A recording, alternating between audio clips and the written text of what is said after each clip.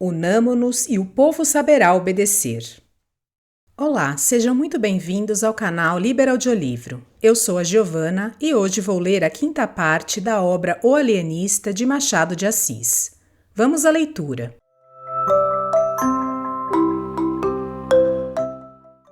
Oitavo. As Angústias do Boticário. 24 horas depois dos sucessos narrados no capítulo anterior, o barbeiro saiu do Palácio do Governo, foi a denominação dada à Casa da Câmara, com 2 ajudantes de ordens e dirigiu-se à residência de Simão Bacamarte. Não ignorava ele que era mais decoroso ao governo mandá-lo chamar. O receio, porém, de que o alienista não obedecesse obrigou-o a parecer tolerante e moderado. Não descrevo o terror do boticário ao ouvir dizer que o barbeiro ia à casa do alienista. Vai prendê-lo, pensou ele. E redobraram-lhe as angústias. Com efeito, a tortura moral do boticário naqueles dias de revolução excede a toda a descrição possível. Nunca um homem se achou em mais apertado lance. A privança do alienista chamava-o ao lado deste. A vitória do barbeiro atraía-o ao barbeiro. Já a simples notícia da sublevação tinha-lhe sacudido fortemente a alma, porque ele sabia a unanimidade do ódio ao alienista. Mas a vitória final foi também o golpe final. A esposa, senhora Máscula, amiga particular de Dona Evarista, dizia que o lugar dele era ao lado de Simão Bacamarte, ao passo que o coração lhe bradava que não, que a causa do alienista estava perdida e que ninguém, por ato próprio, se amarra a um cadáver. Fê-lo Catão, é verdade, sed devicta Catone, pensava ele, relembrando algumas palestras habituais do padre Lopes. Mas Catão não se atou a uma causa vencida. Ele era a própria causa vencida, a causa da República. O seu ato, portanto, foi de egoísta, de um miserável egoísta. Minha situação é outra. Insistindo, porém, a mulher, não achou Crispim Soares outra saída em tal crise senão adoecer. Declarou-se doente e meteu-se na cama. Lá vai o Porfírio à casa do Dr. Bacamarte, disse-lhe a mulher no dia seguinte à cabeceira da cama. Vai acompanhado de gente. Vai prendê-lo, pensou o boticário. Uma ideia traz outra. O boticário imaginou que, uma vez preso o alienista, viriam também buscá-lo a ele na qualidade de cúmplice. Esta ideia foi o melhor dos vesicatórios. Crispim Soares ergueu-se, disse que estava bom, que ia sair. E, apesar de todos os esforços e protestos da consorte, vestiu-se e saiu. Os velhos cronistas são unânimes em dizer que a certeza de que o marido ia colocar-se nobremente ao lado do alienista consolou grandemente a esposa do boticário. E notam com muita perspicácia o imenso poder moral de uma ilusão. Porquanto o boticário caminhou resolutamente ao Palácio do Governo, não à casa do alienista. Ali chegando, mostrou-se admirado de não ver o barbeiro, a quem ia apresentar os seus protestos de adesão, não o tendo feito desde a véspera por enfermo. E tossia com algum custo. Os altos funcionários que lhe ouviam esta declaração, sabedores da intimidade do boticário com o alienista, compreenderam toda a importância da adesão nova e trataram a Crispim Soares com apurado carinho. Afirmaram-lhe que o barbeiro não tardava. Sua senhoria tinha ido à Casa Verde a negócio importante, mas não tardava. Deram-lhe cadeira, refrescos, elogios. Disseram-lhe que a causa do ilustre Porfírio era a de todos os patriotas, ao que o boticário ia repetindo que sim, que nunca pensara outra coisa, que isso mesmo mandaria declarar a sua majestade. 9. 2 lindos casos. Não se demorou o alienista em receber o barbeiro. Declarou-lhe que não tinha meios de resistir e, portanto, estava prestes a obedecer.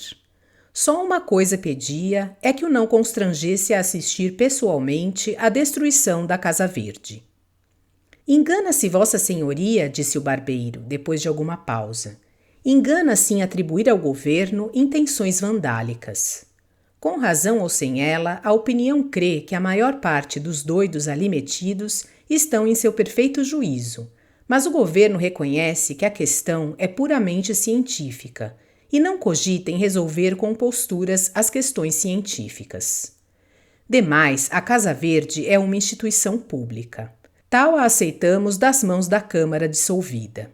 Há, entretanto, por força que há de haver um alvitre intermédio que restitua o sossego ao espírito público. O alienista mal podia dissimular o assombro. Confessou que esperava outra coisa, o arrasamento do hospício, a prisão dele, o desterro, tudo menos... O pasmo de Vossa Senhoria atalhou gravemente o barbeiro. Vem de não atender à grave responsabilidade do governo. O povo, tomado de uma cega piedade que lhe dá em tal caso legítima indignação, pode exigir do governo certa ordem de atos. Mas este, com a responsabilidade que lhe incumbe, não os deve praticar, ao menos integralmente, e tal é a nossa situação.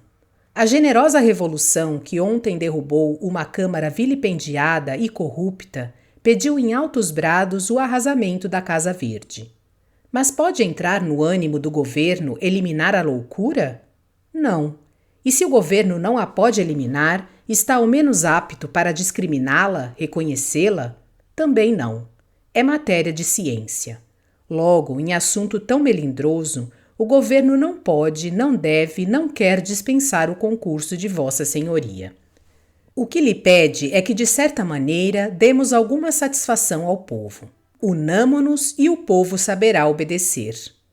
Um dos alvitres aceitáveis, se Vossa Senhoria não indicar outro, seria fazer retirar da Casa Verde aqueles enfermos que estiverem quase curados, e bem assim os maníacos de pouca monta, etc. Desse modo, sem grande perigo, mostraremos alguma tolerância e benignidade. Quantos mortos e feridos houve ontem no conflito? Perguntou Simão Bacamarte depois de uns 3 minutos. O barbeiro ficou espantado da pergunta, mas respondeu logo que 11 mortos e 25 feridos. 11 mortos e 25 feridos, repetiu 2 ou 3 vezes o alienista. E em seguida declarou que o alvitre lhe não parecia bom, mas que ele ia catar algum outro e dentro de poucos dias lhe daria a resposta. E fez-lhe várias perguntas acerca dos sucessos da véspera, ataque, defesa, adesão dos dragões, resistência da Câmara, etc. Ao que o barbeiro ia respondendo com grande abundância, insistindo principalmente no descrédito em que a Câmara caíra. O barbeiro confessou que o novo governo não tinha ainda por si a confiança dos principais da vila, mas o alienista podia fazer muito nesse ponto. O governo, concluiu o barbeiro, folgaria se pudesse contar não já com a simpatia, senão com a benevolência do mais alto espírito de Itaguaí e seguramente do reino. Mas nada disso alterava a nobre e austera fisionomia daquele grande homem, que ouvia calado, sem desvanecimento nem modéstia, mas impassível como um deus de pedra.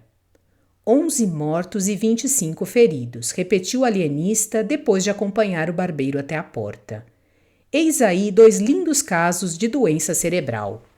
Os sintomas de duplicidade e descaramento deste barbeiro são positivos. Quanto à toleima dos que o aclamaram, não é preciso outra prova além dos 11 mortos e 25 feridos. 2 lindos casos. Viva o ilustre Porfírio! Bradaram umas 30 pessoas que aguardavam o barbeiro à porta. O alienista espiou pela janela e ainda ouviu este resto de uma pequena fala do barbeiro às 30 pessoas que o aclamavam. Porque eu velo, podeis estar certos disso. Eu velo pela execução das vontades do povo. Confiai em mim, e tudo se fará pela melhor maneira. Só vos recomendo ordem. A ordem, meus amigos, é a base do governo. Viva o ilustre Porfírio! Bradaram as 30 vozes, agitando os chapéus. 2 lindos casos, murmurou o alienista. 10º. A restauração. Dentro de 5 dias, o alienista meteu na Casa Verde cerca de 50 aclamadores do novo governo. O povo indignou-se. O governo atarantado não sabia reagir. João Pina, outro barbeiro, dizia abertamente nas ruas que o Porfírio estava vendido ao ouro de Simão Bacamarte, frase que congregou em torno de João Pina, a gente mais resoluta da vila. Porfírio, vendo o antigo rival da navalha à testa da insurreição, compreendeu que a sua perda era irremediável, se não desse um grande golpe. Expediu 2 decretos, um abolindo a Casa Verde, outro desterrando o alienista. João Pina mostrou claramente, com grandes frases, que o ato de Porfírio era um simples aparato, um engodo, em que o povo não devia crer. 2 horas depois, caía Porfírio ignominiosamente e João Pina assumia a difícil tarefa do governo. Como achasse nas gavetas as minutas da proclamação, da exposição ao vice-rei e de outros atos inaugurais do governo anterior, deu-se pressa em os fazer copiar e expedir. Acrescentam os cronistas, e aliás subentende-se, que ele lhes mudou os nomes, e onde o outro barbeiro falara de uma câmara corrupta, falou este de um intruso, eivado das más doutrinas francesas e contrário aos sacrossantos interesses de sua majestade, etc. Nisto entrou na vila uma força mandada pelo vice-rei e restabeleceu a ordem. O alienista exigiu desde logo a entrega do barbeiro Porfírio, e bem assim a de uns 50 e tantos indivíduos que declarou mentecaptos.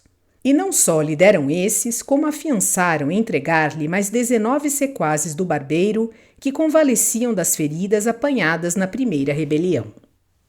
Este ponto da crise de Itaguaí marca também o grau máximo da influência de Simão Bacamarte.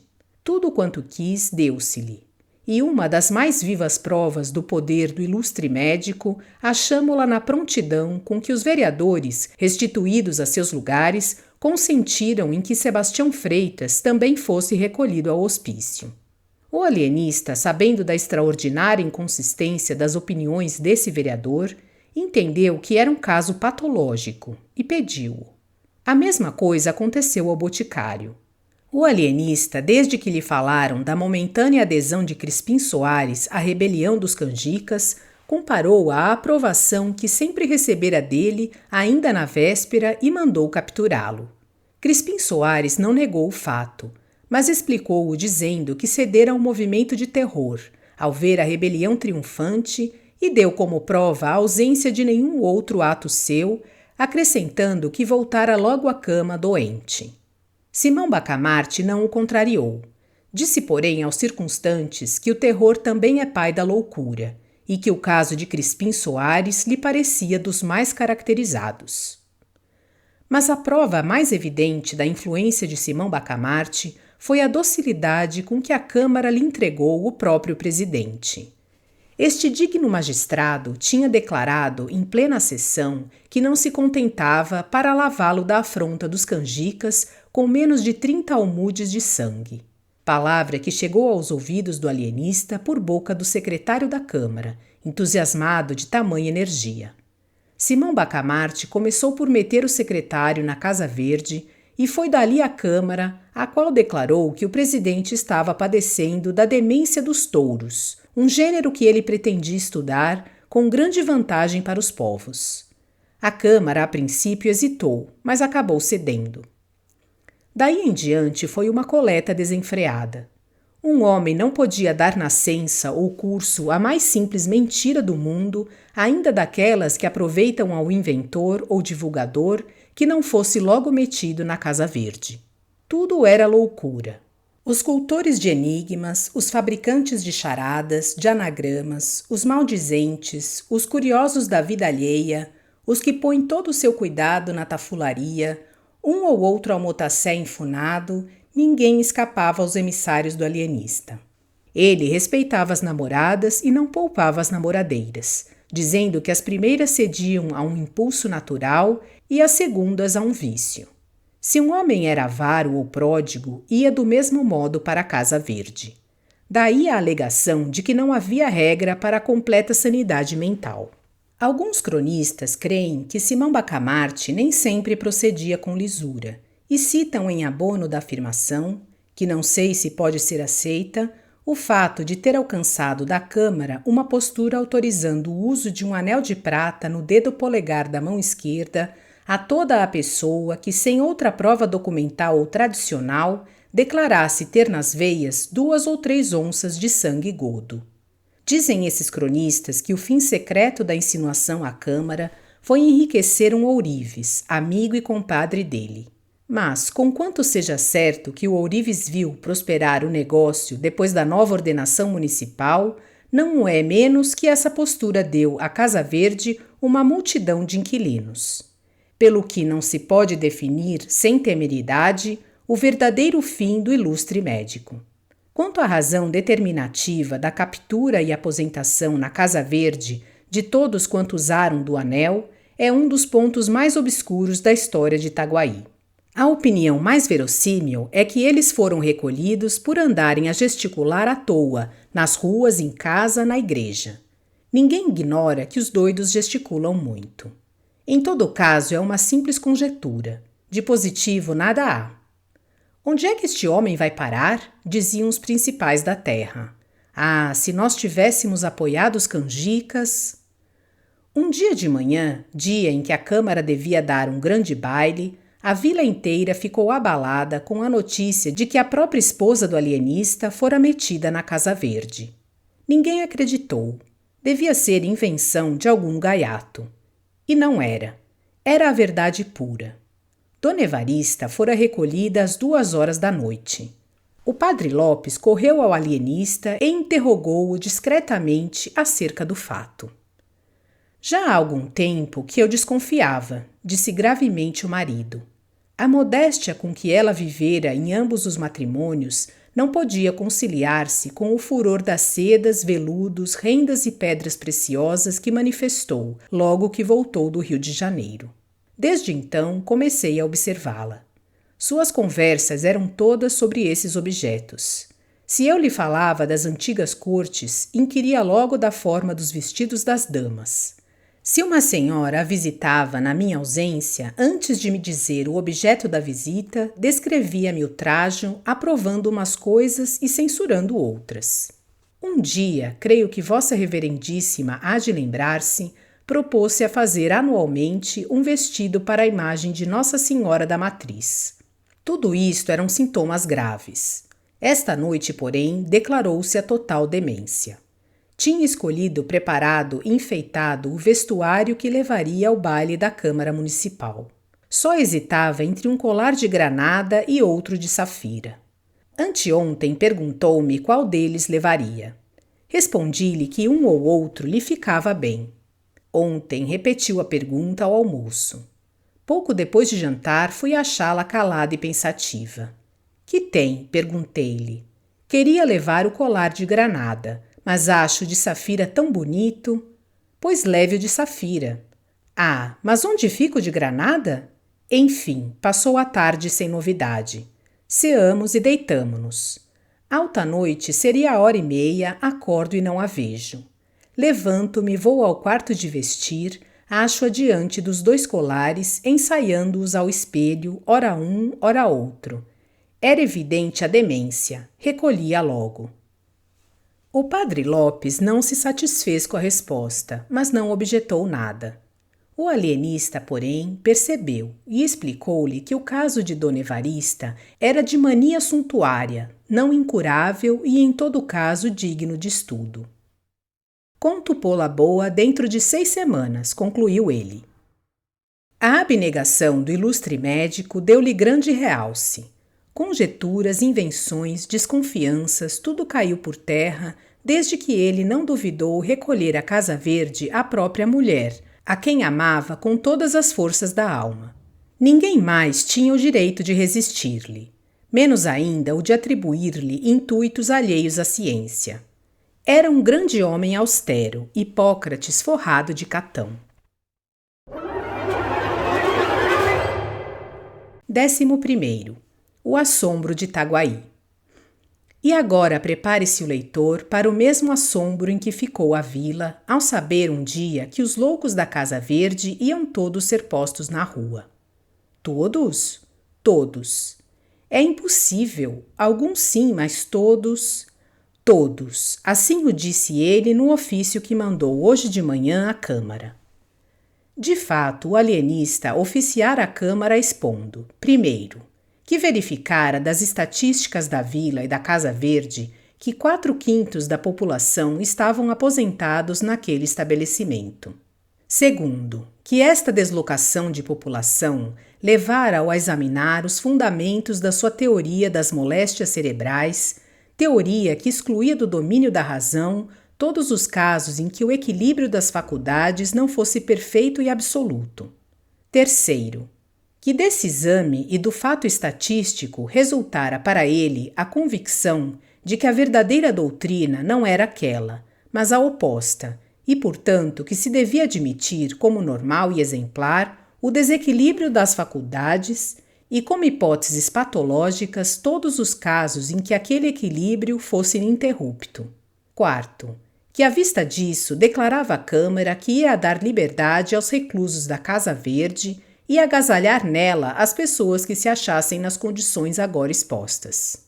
Quinto, que tratando de descobrir a verdade científica, não se pouparia esforços de toda a natureza, esperando da Câmara igual dedicação.